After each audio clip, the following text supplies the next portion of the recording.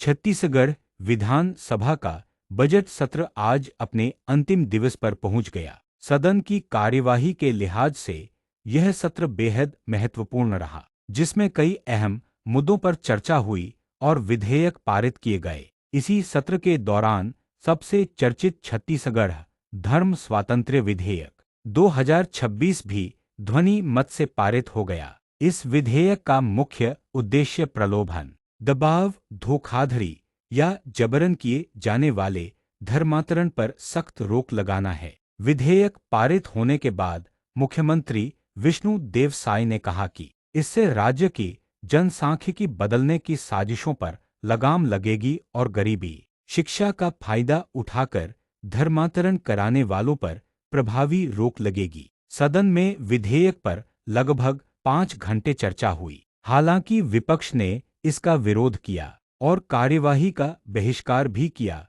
इसके साथ ही बजट सत्र में 2026-27 का राज्य बजट भी पारित हो चुका है, जिसमें विकास, कृषि और महिला कल्याण पर विशेष जोर दिया गया है। यह विधेयक 1968 के पुराने कानून की जगह लेगा और वर्तमान परिस्थितियों के अनुरूप ज्यादा सख्त प्रावधान रखता है।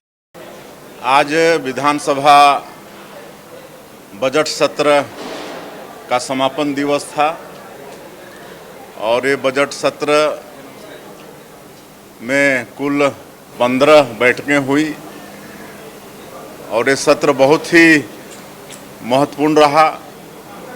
इसमें माननीय राज्यपाल महोदय के अभिभाषण पर सदन कृतज्ञता प्रकट किया। वर्ष 2026-27 का बजट भी पास हुआ और कई महत्वपूर्ण विधेयक पास हुए। हमारे सदस्यों ने अनेकों प्रश्न किया, अपने अपने क्षेत्र की समस्याएं भी उठाई और इस सत्र में धर्म स्वातंत्र्य बिल जैसा महत्वपूर्ण विधेयक भी पास हुआ। और आज 2 महत्वपूर्ण बिल, एक तो परीक्षाओं में नकल रोकने से संबंधित था और एक कर्मचारी चयन मंडल का विधेयक था। दोनों विधेयक सर्वसम्मति से पास हुआ है। तो इस तरह से बहुत ही महत्वपूर्ण ये बजट सत्र रहा और माननीय विधानसभा अध्यक्ष डॉक्टर रमन सिंह जी अस्वस्थता के कारण उपस्थित नहीं हो पाए। अब वो स्वस्थ हो गए हैं और प्रभु से कामना है कि वो हमेशा स्वस्थ रहें और विधानसभा में मार्गदर्शन करते रहें।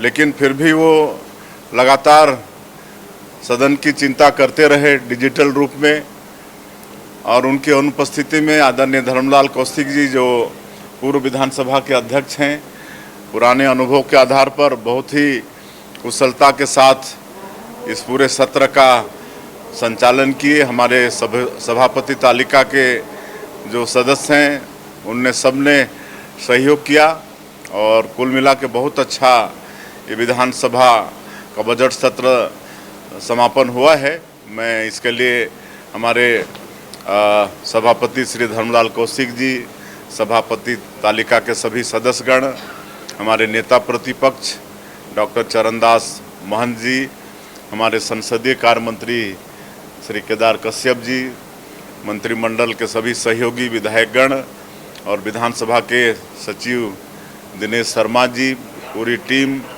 सिक्योरिटी के अधिकारी कर्मचारी और आप सभी का भी बहुत बहुत धन्यवाद करते हैं। आप सब लोगों का भी सहयोग बहुत मिलता है। आप सब लोग यहाँ जो भी महत्वपूर्ण बातें होती हैं उनको जनता तक पहुँचाते हैं।